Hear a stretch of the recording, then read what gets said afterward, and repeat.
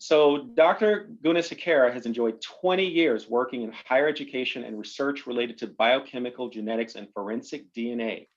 His degrees include the following: a doctorate in biomedical sciences from the Baylor University Medical Center in Dallas, has a master's in molecular genetics from Baylor University, a master's in bioorganic chemistry from the University of Houston, Clear Lake, a bachelor's in biochemistry from Baylor University. He is now a professor at Biola, and before coming to Biola in 2018, Dr. Gunasekera founded the Department of Biological Sciences at the University of Houston, Victoria, and served as a department head and later as director of graduate studies. He has held faculty and research positions at Texas A&M University Health Science Center, University of Houston Clear Lake, Rice University in Houston, which was his last post before joining Biola. So Biola is, I'm an adjunct at Biola myself, and we're just so fortunate to have Dr. Gunasekera. His research now spans several interdisciplinary fields such as cancer biology, forensic DNA studies, nanobiotechnology, and biochemical genetics. He's also received awards for excellence in teaching, research, and as a distinguished faculty member from his previous institutions. Dr. Gunasekera is committed to the student and classroom, so he views teaching as an extension of research and discovery in the sciences. He believes that a science professor is best when he teaches what he practices in the laboratory. As a result, his main calling is to teach both graduates and undergraduates in the classroom and laboratory in a Christ-centered environment, working together to continue to make Biola a national leader in the sciences.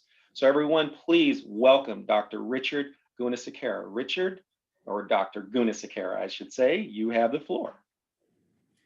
Thank you very much, Walter, and thank you, Dr. Johansson and Julie and all the officers of the Southern California chapter of Science and Culture Network Discovery Institute. I actually consider this a very high honor and privilege to address your group. I understand you have had some very good speakers here from Discovery and other places, so I'm privileged to address the group and on a Friday night. So thank you also for all those who are attending. I know several of my students are also here, so thank you for coming, welcome.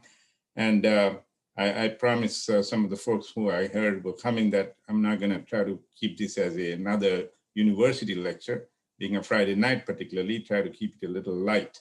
So that's part of my goal. We do get into some technical stuff, but yeah, we'll try to go on a lighter hue and talk about how things happen in the world according to the design that is there from the beginning. So that's what I'm hoping to do. I'm going to go ahead and try to get my slides on here and then carry it from there. Okay, so let me share my slides. Wonderful. I have to move some things here real quick. Yeah, no, I don't really need to. I'm just look at it from here. Okay, so we are here with the Southern California Chapter Center for Science and Culture Discovery Institute. And the talk today is going to cover mainly three general areas and an area that we hope to move into further. I'm going to begin by talking about nano definitions, because if you really look back at this, the title that was offered to me, and I was called and invited to come and speak on, is on the emerging field of nanomedicine. So I thought it's best we begin by defining this new term, nanomedicine. What is nanomedicine? And what does it encompass? So that's where I'm going to get started. So we're going to define some nano definitions, such as nanotechnology, nanomedicine, etc., and also see how we've been copying from nature. And when I use the word nature, I'm also talking about what is available for humans to artificially make. And then we're going to kind of have an opportunity to compare the complexity that you find in nature, that you find in the design of what we call natureness. Yeah. And then we look at that and see how human beings are trying hard to copy some of that and use some of that for their purposes, right? And then I'm gonna, after we do these definitions, I'll talk a little bit about my previous research, which also had to do with using plant-based bioactive molecules for prevention of cancer and disease, and also as therapeutics, right? So the P bands, as I have it there, it stands for plant-based bioactive molecules, okay? Some people call it phytochemical bioactive molecules. These are phytochemicals or natural products that are extracted from plants and have been used. So I've been doing that for at least almost 2 decades. So that's how I got into the field of nanomedicine, okay? And then more recently, we've been using nano drills, and that's why the word drills, or nanomachines, to kill prostate and breast cancer cells. And then even more recently, within this year, we published some papers, and last year, in latter part of last year, how we can destroy bacteria that causes infectious disease, such as Klebsiella pneumonia and some other mycobacteria cultures. So we're gonna look at some of that and how that was done using sometimes a combination of delivering drugs by the use of nanomachines or nanodrills. More recently, actually starting sometime in January of this year, we got started on looking at how to kill viruses, which are also nanoparticles, right? This coronavirus that we are under the pandemic is a 125 nanometer compound. So rather not 125 nanometer particle, right? It's a particle, it's not even considered a species, right? It's a life, kind of a life form, if we may call it, because it lives in other cells. It lives in host cells, right? So it's a particle, 125 nanometers, and the molecules we are working with are really small, 2 to 3 nanometers, right? So we could maybe drill through these viruses. So we were attempting that early January and February, and then we went under stay-at-home rules and things like that in March, which really slowed down how we can operate, obviously for safety purposes of for university people, students, researchers, faculty, etc. So that's basically what I'll be talking about today during the time that I have with you guys. So let's move to the next one. Defining nano, right? So what does nano mean? And most of you, scientists and engineers and students of science would know what it means. It means very small, minute, right? And it's used in the formation of compound words, usually like nanoplankton, nanotechnology. It usually comes nanomedicine. It comes in the formation of compound words. We know that it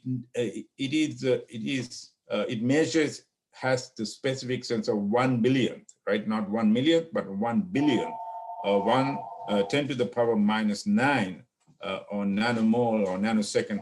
So that's where, the range where we work with these things. And then the word actually originates from the Greek word nanos, which means dwarf, okay? It originates from the Greek word nanos, which means dwarf. And so how does this apply? And how do we define the emerging field of nanomedicine, right? So, I mean, it seems to me that nobody has quite got that word defined out here. Webster has one definition. The English Oxford Dictionary has another definition. Okay, dictionary.com has something else. So I thought I'll just share with you a couple of these definitions and perhaps settle on a more comprehensive one that I cannot think helps us to think about.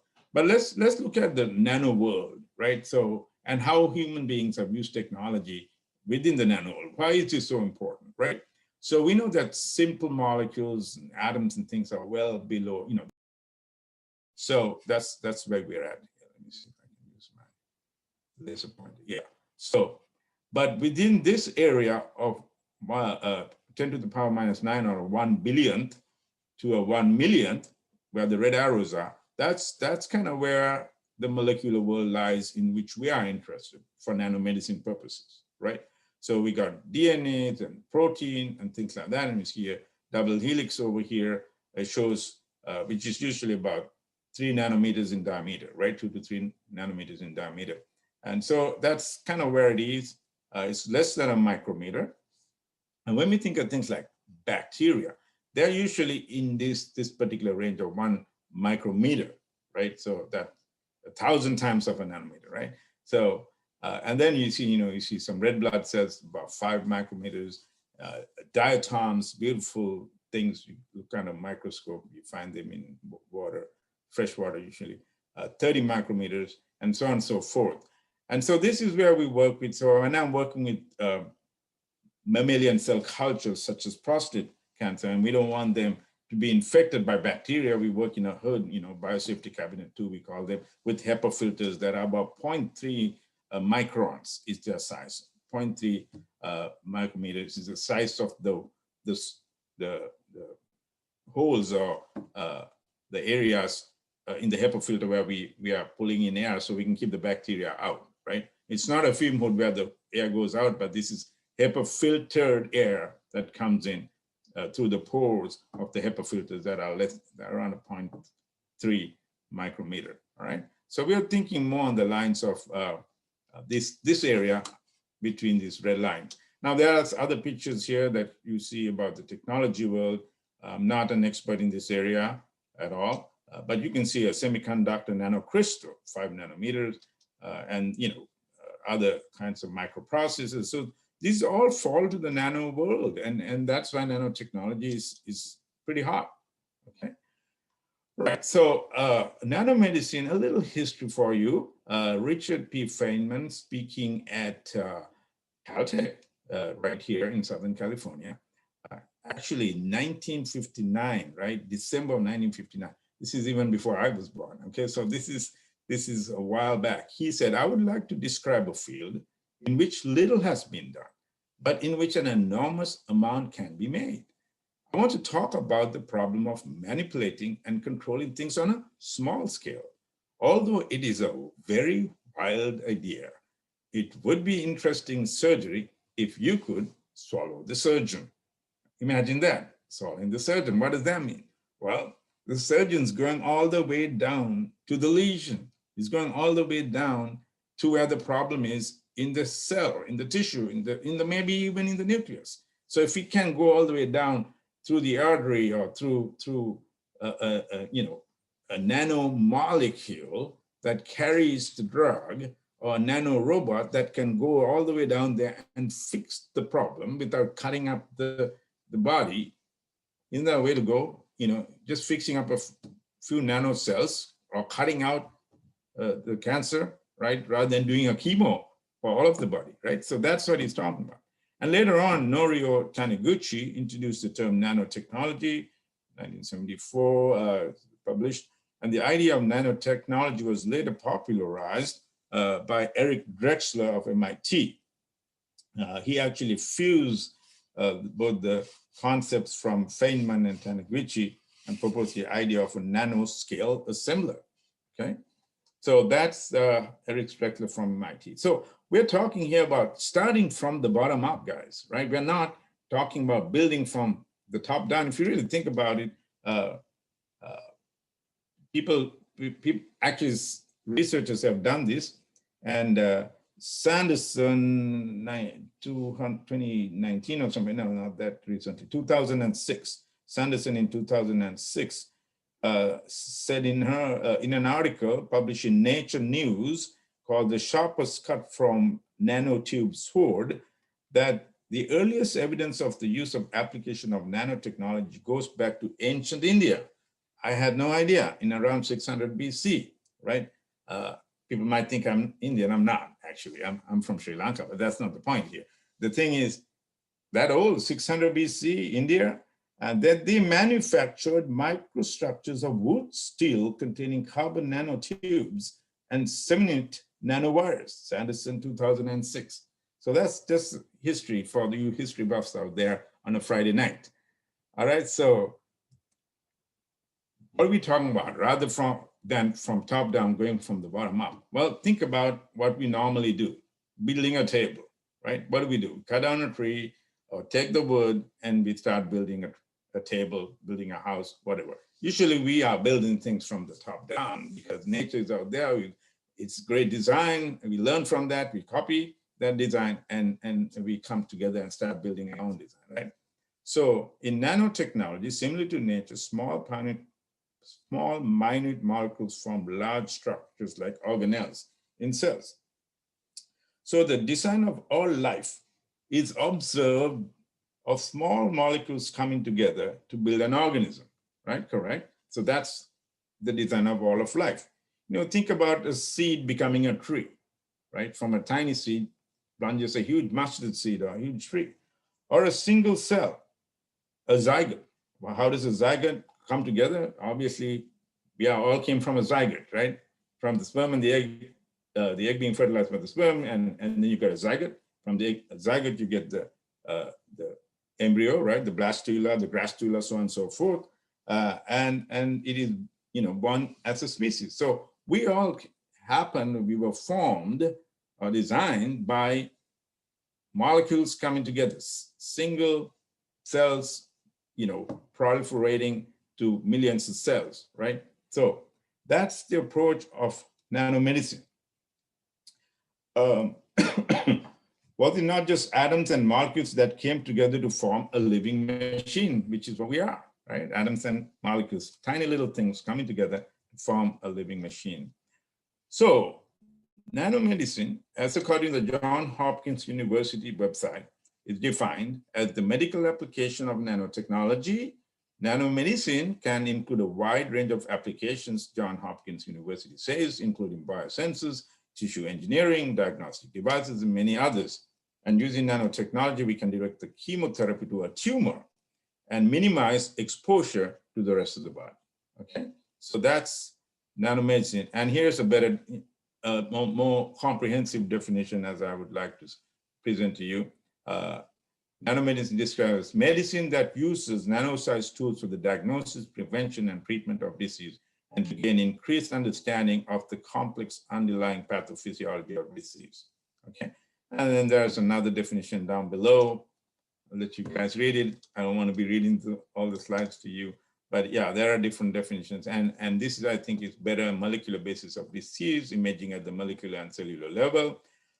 It's also related to the design of nano-sized multifunctional therapeutics and drug delivery systems to yield more effective therapies, 2006, okay? So in fact, industry is talking to us at Biola to use some of our nanomedicine systems that we're just getting established to see if they can deliver drugs using the system to the tumor or to where the disease is at, okay? So that's one of the things that we are hoping to do in collaboration with.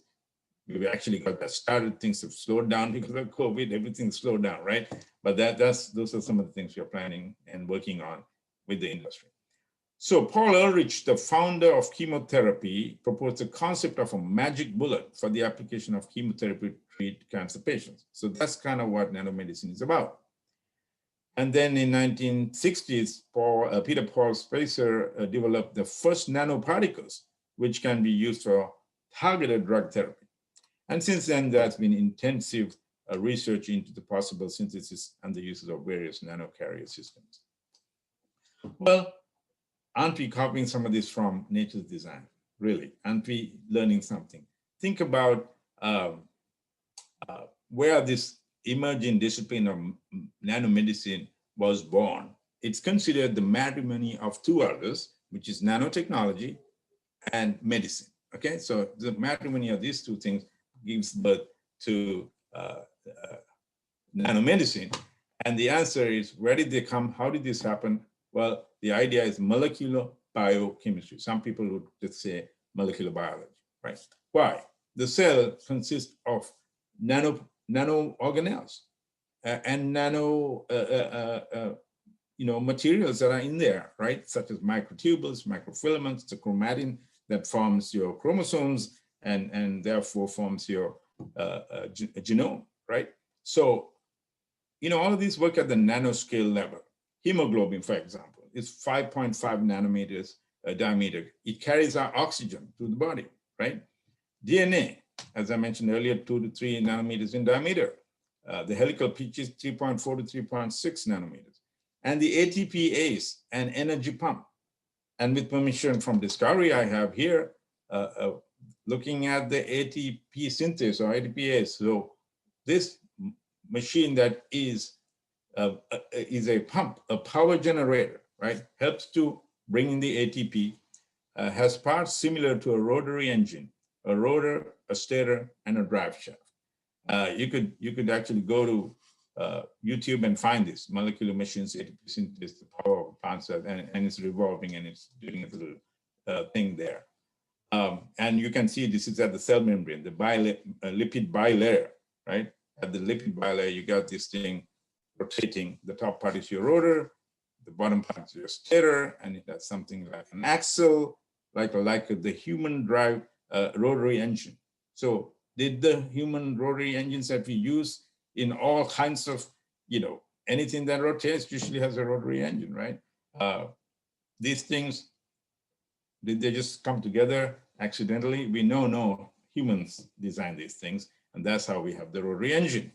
We have similar, more complex sometimes, nanomachines within life.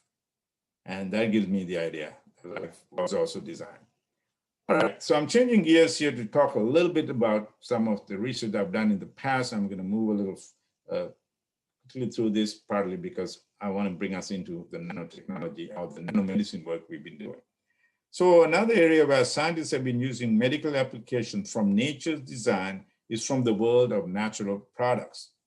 What you and I eat in our diet and many drugs are derived from biochemicals found in plants, or to use even a better term, using things like phytochemicals, okay? Better and a newer term, phytochemicals.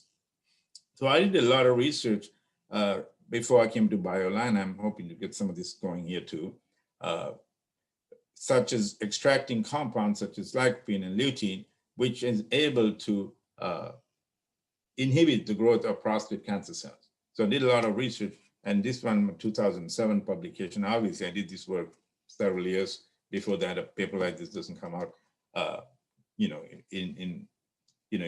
it's written based on all the research we've done, right?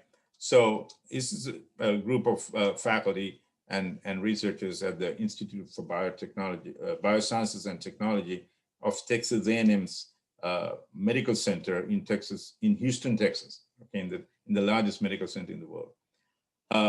And then we did other studies working with Dr. Somasundaram here and several of my students here. These other people are students of mine, and Dr. Black from Biola University, where we found how capsaicin, curcumin, and how they can work as well as the traditional chemotherapy agent, camptothecin. Actually, they are even better if you work with them in combination, combinatorially. One is able to potentiate the other. And this happens where you can find compounds. So this is the kind of research I used to do, where we were able to show the molecular mechanism. Once you eat something from your diet, how it's absorbed through your bloodstream into, through your gut, and then how it goes inside your cells, and then maybe enter through the cell membrane, maybe go through the nuclear membrane and go and impinge on your DNA. So that's basically what you're looking at here. You got a nuclear enzyme, 5-alpha reductase.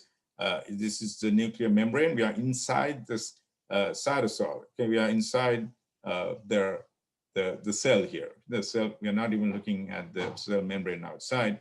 And then you see a picture of the DNA and how this can bind these compounds. In this case, it's alpha DHT. This is not a compound from the diet directly, but it is the metabolic product of testosterone.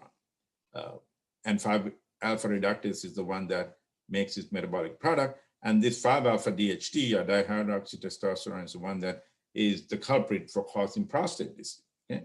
Now, by the way, prostate cancer and the prostate in the male, the complementary tissue in the female is breast. So a lot of these apply to both the breast and prostate disease.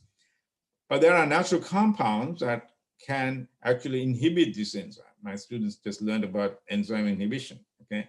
Competitive inhibition, non-competitive inhibition, that kind of thing. And there are natural compounds that people eat from their diet that can actually inhibit this enzyme. And some of the drugs that people who have prostate disease take are inhibitors of 5-alpha reductase. So we did research on compounds like that. And citrospectin is something we studied. This was published in 2001. So I'm just telling you a little bit of my previous research before I started on the nano mission. And here's what's interesting. Once you started studying this COVID-19, we just recently, our paper was accepted for publication one of our papers in Frontiers of Medicine, shows how androgens affect SARS-CoV-2 and a potential treatment option. And notice here, again, you've got the 5-alpha reductase situation. And why in one of our papers, we show that older men or males in general have a higher chance of getting a severe form of the COVID-19 compared to females, partly due to the fact that males have more testosterone, women have less testosterone, more estrogen, and as a result, they have perhaps a higher immunological strength, the females of the species, that helps them not to get the more severe form of disease that can end up in death, which is what you see sometimes with COVID-19 among older men. So this is a paper that I will talk about at the end, if we have time, after we finish up with the nanotechnology work that I've been doing, that I've been talking about. All right, so this brings my foray into nanotechnology, or rather nanomedicine, working at Rice University. So I was a professor at Rice University, mainly doing forensic related teaching and research in science. And I met the famous Dr. James Tour, and I have pictures of him and his group in it. And this is around 2016, actually the same year, the Nobel Prize was given for artificial molecular motors, synthesis of artificial molecular motors, to Jean-Pierre Sauvage, Sir Fraser Stoddard, and Ben Feringa. Okay, so these three were given the Nobel Prize in Chemistry 2016 for designing these artificial molecular motors. They were building things like nano cars. Somebody asked me whether I could make a nano car. Well, I'm not a synthetic chemist. We are one of the first groups actually using these nano machines for applications in medicine and biomedicine. Okay, so we're one of the first groups doing that. And this just shows you how this thing works. And this whole idea of using molecular motors to kill cancer cells was inspired by this chemistry Nobel Prize in 2016. And since then, or rather even before that, in the past 2 decades, a number of artificial molecular motors have been constructed using organic molecules as components which can perform unidirectional motion. Among the best known examples are the light-activated molecular rotary motors synthesized and analyzed by Ben Feringa's lab, okay? So you see here a little bit about how this thing works. I'm not gonna get into too much detail here because I'm not really an expert in the design of these molecules. One thing I can tell you is that it is not an easy task. Obviously, they wouldn't give you a Nobel Prize for something that's simple. And this is a very difficult thing to be able to create molecules that are only about 500 molecular weight size, and that can spin unidirectionally about 2 to 3 million rotations per second. Okay, 2 to 3 million rotations per second. And basically, to make them rotate, you have to shine a light on it. And the UV light makes one rotor blade spin 180 degrees. This creates tension in the molecule. And the tension is released when one rotor blade snaps over to the other, and backward rotation is prevented. And then UV light leads to another 180-degree rotation, and the temperature is raised, which means the metal groups snap over the rotor blades backwards. Backward rotation is prevented. So I asked one of my associates, the gentleman to my right here, Dr. John Galbadage, whether we could create something for this meeting. And he put it together in a couple of days. And I was really impressed by his work. It's published with me. He came to Biola from Texas A&M a little after I came to Biola. We worked together on this nanomedicine. And he put this together. And the gentleman on the left is Dr. Dongdong Liu, or he goes as Liu. Okay, Dr. Liu is the gentleman who is a synthetic chemist, worked in Dr. Tuer's lab, Jim Tuer's lab, and he built some of these molecules, which Dr. Tuer asked me to test in my prostate cancer cell line. So that's how it got kind of started. He asked me whether I could grow the cells. I actually grew cells for 20-some years, doing all the research I did with the natural product.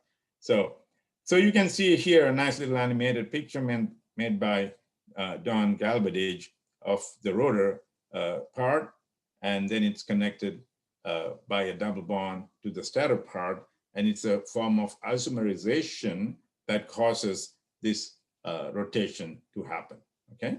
Stereoisomerization, which some of you are, I'm sure, familiar with that from your chemistry in the past.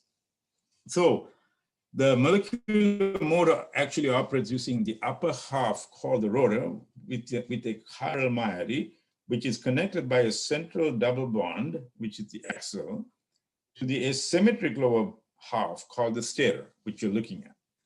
A unidirectional motion was realized through a process known as photoisomerization. Upon the light activation, the central double bond is excited to form a diradical, followed by what's called ZE isomerization. And the light-driven molecular motor shows how this thing works in this picture. So I'm not going to go much further with the technology here. Leo is now at Scripps Institute, not far here. We are in touch, and he would be the man to explain those details. But so what Jim Tour asked me to do is to use what he called unimolecular submersive nanomachines. Okay, unimolecular submersive nanomachines. USN's kind of a mouthful, isn't it? So I thought this is a better word. Nanosubmarine, right? Yeah, it's a rotary molecule going underwater and drilling into things. It's not, you know, bad guys, right? So we used to play games when we were with physics, using physics, how to use a submarine in relative velocity to bring down a warship. It's something like that. So we all live in a nano submarine. It's another thing to think about from the Beatles. But anyway, that is a good word, and I think that's what we use to kill the prostate cancer and later on breast cancer cells. So there we go. Molecular mechanical action of nanomachines. These were done by a fellow called Victor Garcia Lopez. I'll show you a picture of him also in a second. This is the first one that we published. I was just joining the Rice group at the time, and basically it showed that these nanomachines can open up cell membranes, okay, and kill cells. By, you know, we had to do more than one kind of experiment to prove this. Patch clamp experiments using electrical engineers working with the engineering department, and then there are other departments. So this is one of the things that I wanted to emphasize in this talk, is that to design things like this and to make it all work brings in all kinds of scientists together. Collaboration is the key. You can't do these things alone. So you have a group of people, nanotechnologists actually, synthetic chemists, building the machines. They don't know much about biological, molecular biology or biochemistry, right? In fact, you know, Dr. Tour and Dongdong Liu will tell you that they don't really understand. They basically, as the word is, we will deliver the nanomachines to you. Now you do your magic in trying to kill whatever you're killing, right? So this is kind of what was done at the time. We were also collaborating, two of us collaborating with a fellow in the UK. And I'll show you his picture also in a second, Robert Pal, and University of Durham in the northern part of the UK in England. And so, you know, I grew prostate cells. He's been growing prostate cancer cells, PC3 cells to be exact. And basically what you see here, you see at 15 seconds, a nice live cell, but already we put the nanomachines, turn the lights on, and there's about 500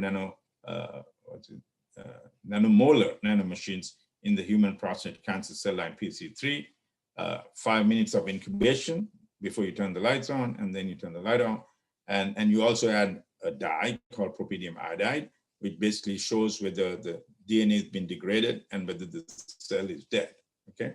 And then you see at 300 seconds, the propydium iodide is beginning to go inside the cell and into the nucleus. See how the nucleus at 450 seconds is beginning to glow red. And you can see by 600 seconds that that cell is beyond history. It's the DNA inside is degraded, okay? You don't see how the cells are popping in this. I'll show you that with the breast cancer cells. So here we have the tour group here, Dr. James Stewart right here in the middle. And then you have Dr. Leo back here. He's the gentleman who did a lot of the molecules that I have at Biola now, working with trying to kill viruses with this stuff. And then we got Victor Garcia Lopez back here, the one who made a lot of slide molecules in the past. I believe he's gone as an assistant professor somewhere now. He's finished his postdoc with Tour. So that's the group. That's the Tours group back at Rice, where I was before I came to Biola.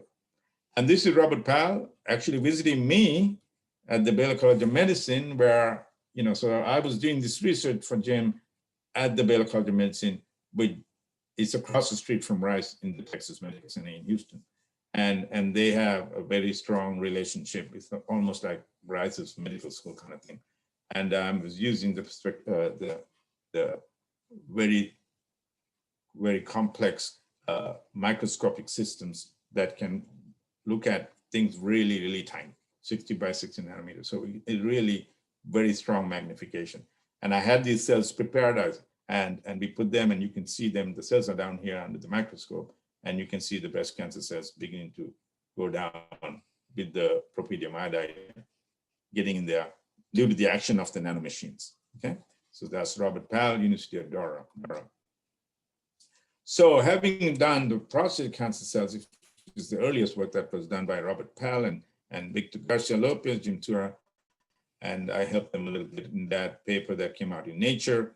And then since I do work with the prostate and the breast, we started working on the breast cancer cell line. So this is 1 micromolar nanomachines in human breast cancer cell line, okay? The MCF7 cells. After 5 minutes of incubation with 100 nanomolar propydium iodide, and basically you can see after 5 minutes, after 7-10 minutes, their history. Okay, you see them glowing in red, that means that the cells are dying, cells are dead by necrosis. Now after that, Tour was interested in trying to kill, actually to treat melanomas. You can melanomas on skin, because this is where you don't necessarily have to go into the body with the nanomachines, because that's more complex with human trials and all. And basically what he found, what I suggested to him is, look, before we try to do any human studies, we are supposed to study these things on other species, right? So I started off with microspecies, and then later on we started going towards animals, laboratory rats. And to do that, next door is MD Anderson Cancer Institute, right? We had a collaborator there, across the street from Baylor, went over and did some of the mice studies there. So this shows how we set it up to okay, so this is another method using near infrared light that can activate molecular nanomachines to drill in and kill cancer cells. So you can use UV light, you can use near IR, and you can also use visible light. So more recently, we've got visible light. And so this is a setup that I set up alongside with my associate, Don Galbadage. And it works really well for things like bacteria. And that was where we were heading with this, to kill these kinds of cells. So here's a picture of the different molecular nanomachines that we use.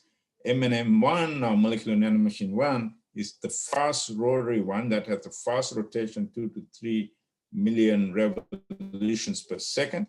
We have another one that's very similar in structure, but it has different addends and things like that. And basically, it goes slower. Okay, some of these are slower machines that are used as controls. So here we go. Here's the explanation. MNM1 is a fast motor with a rotor that can rotate 2 to 3 millihertz when activated with 365 nanometer light. MNM2, slow motor with a rotor that can rotate at 1.8 revolutions per hour when activated. So when you put this one, which is a similar structure, right?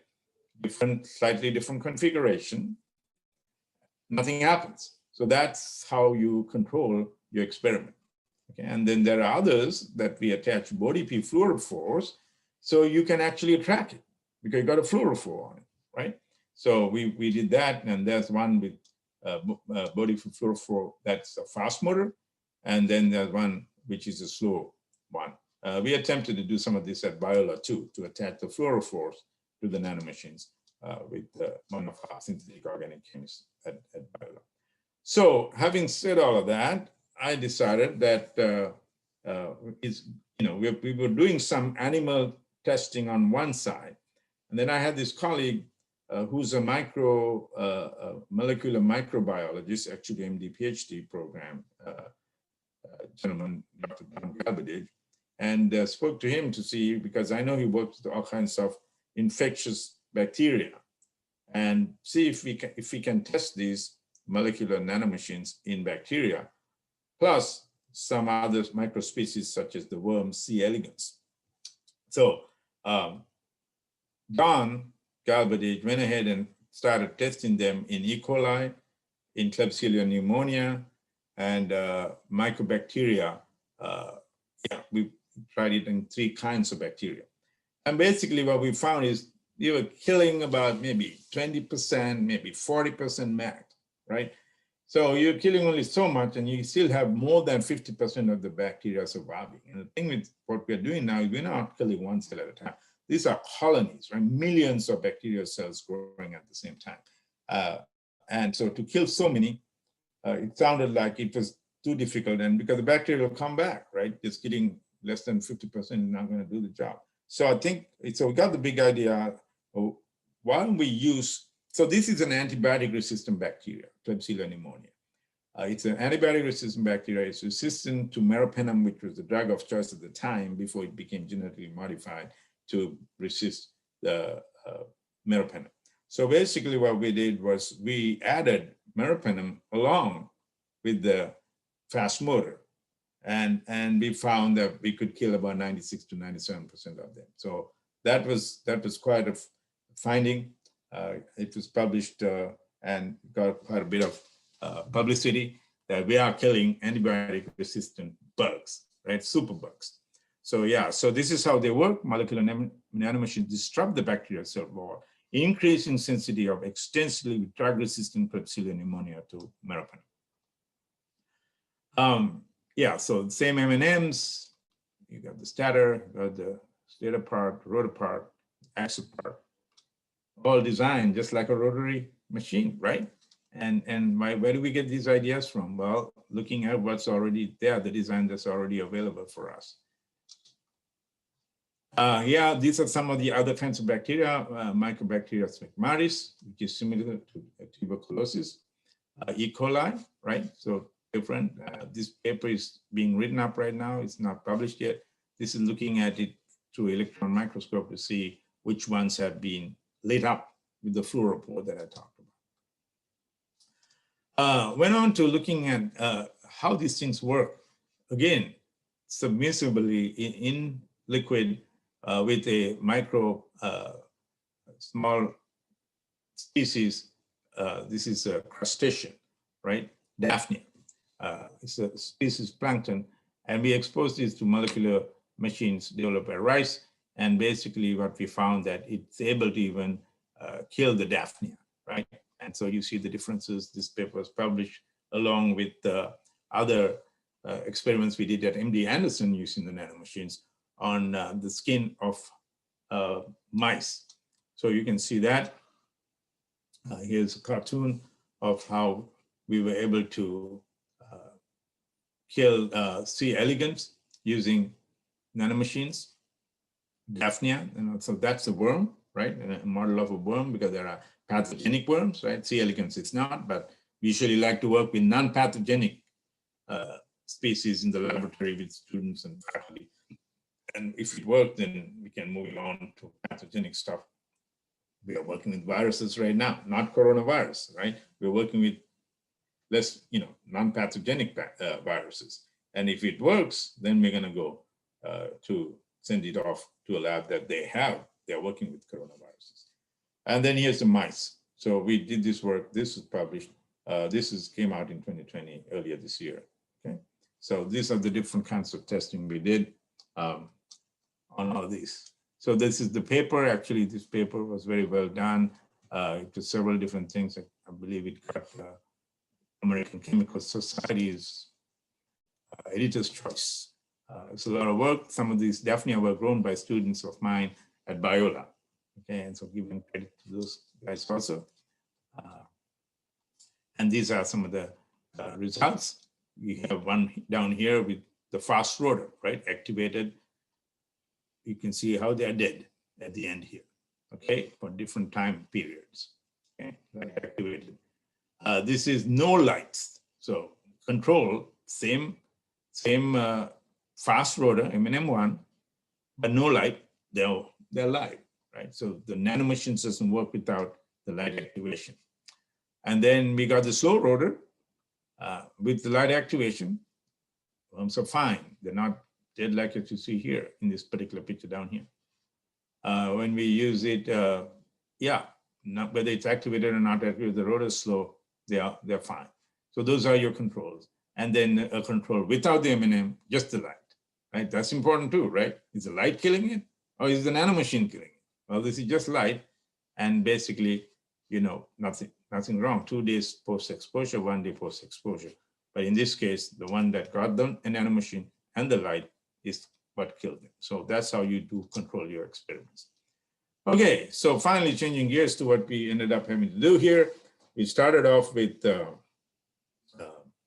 in January of this year, heard about, of course, I was reading and studying, of course, as scientists, about what was going on in China in the end of last year with the SARS-CoV-2 coronavirus, novel coronavirus, and came to the lab, got with our group, and we basically have our lab group meetings and studying papers on could we use our nanomachines on viruses.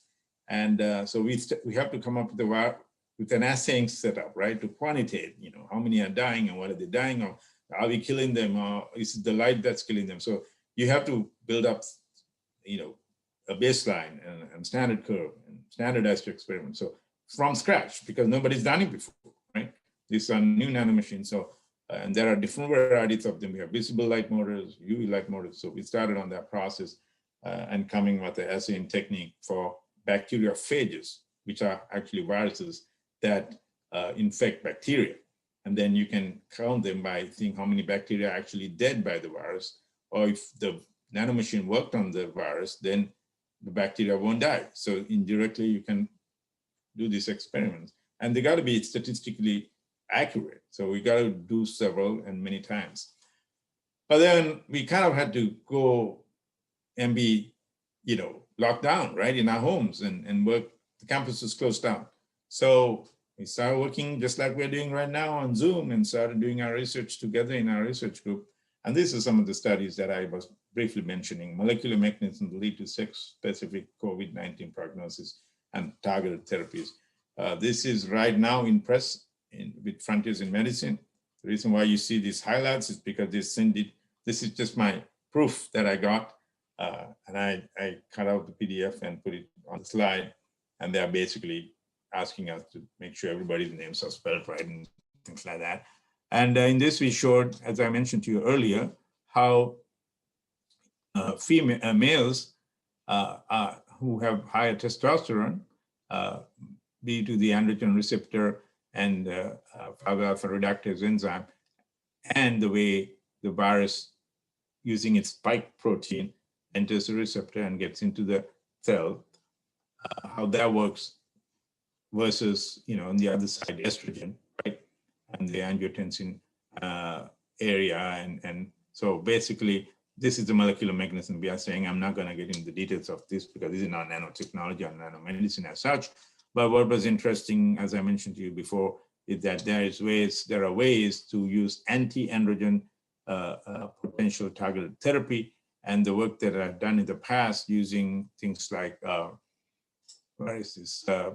curcumin and other things, you could inhibit the influence of 5-alpha reductase and maybe lower the effect of the metabolic product of testosterone, dihydroxytestosterone, by inhibiting the enzyme that converts that. So there you are, alpha reductase inhibitors.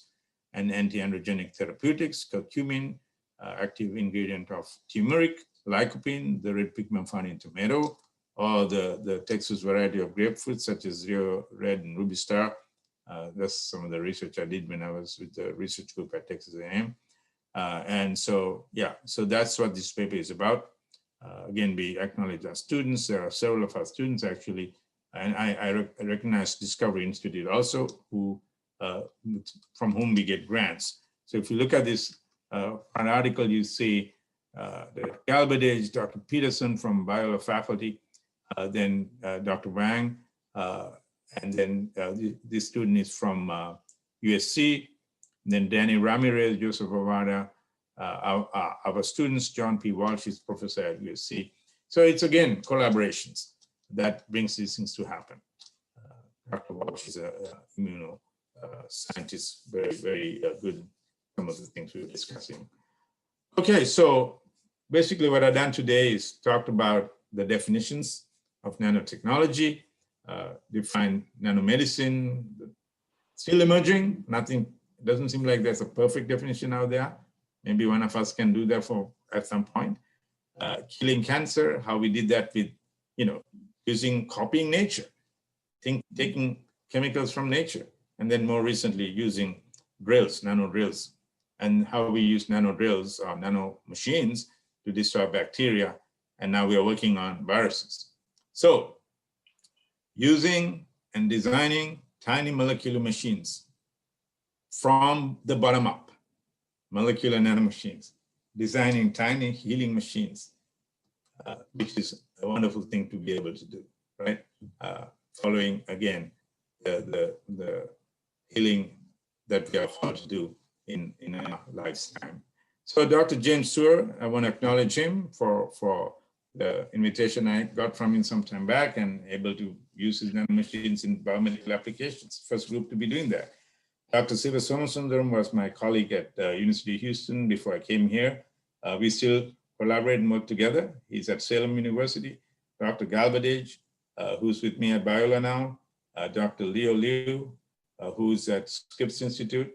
And then Robert Powell, who's at University of Durham. So I told you I'll tell you the story with the people. And finally, a big thank you to Discovery Institute's funding for nanomedicine research and the orphan genes research that I do also with Dr. Paul Nelson and others at Discovery Institute.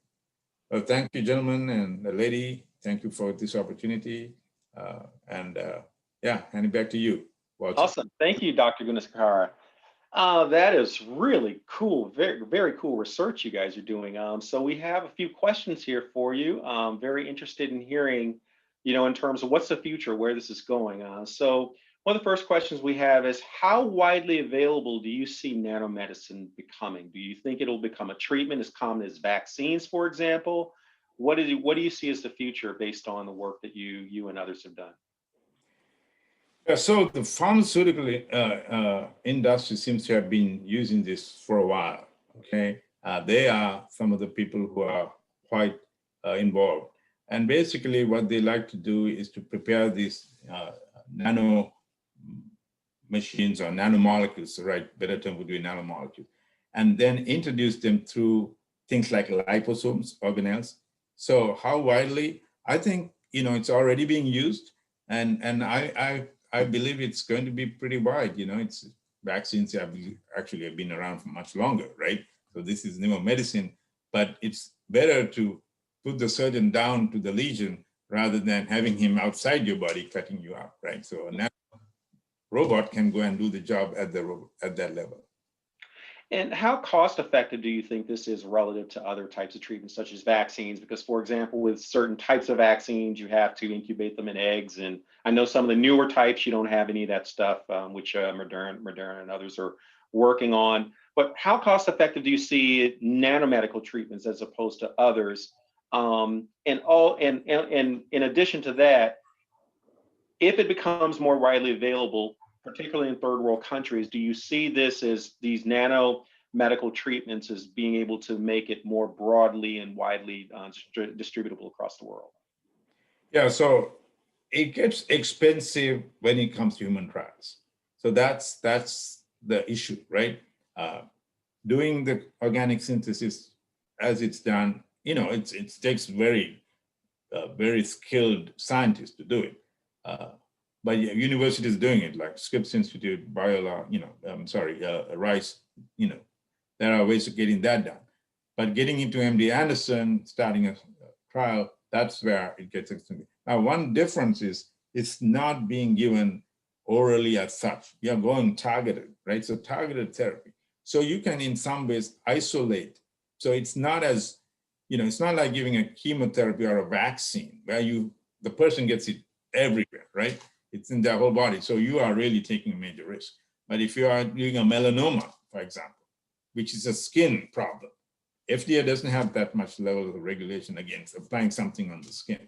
So that way it's actually cheaper than compared to a thing like a vaccine. Okay, next question. Does nanomedicine have applications or even just implications for genetic mutations or deletions that result in a variety of rare diseases or disorders? Well, that's a good question. So basically, if you're looking at something like, a genetic disorder, right? So let's say sickle cell anemia, or ketonuria, any of those that has maybe even a single point mutation of a, the different base or nucleotide. Gene therapy is usually done using something like an adenovirus that can go in and take out the wrong one, or CRISPR technology, right?